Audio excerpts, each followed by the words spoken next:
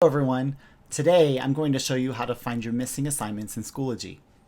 There are two methods you can use to find your missing assignments. The first is to click on the magnifying glass up at the top of the screen. When you click here, start to type the name of the assignment, and Schoology will automatically pull up any assignments in any of your Schoology classes that match those characters. Find the class for that appropriate assignment and click.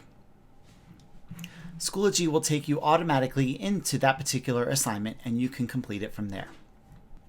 The second way you can locate assignments is using the Schoology Gradebook. If you click on Grades on the left-hand side of your screen, this pulls up the Schoology Gradebook.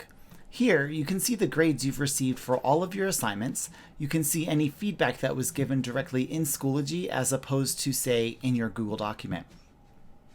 Any assignments that are missing will show the orange hexagon with the word missing. You'll notice sometimes an assignment has an icon next to the grade. This icon simply means that the assignment has been turned in. Sometimes it looks like a piece of paper, sometimes it looks like a puzzle piece, sometimes it's another type of icon.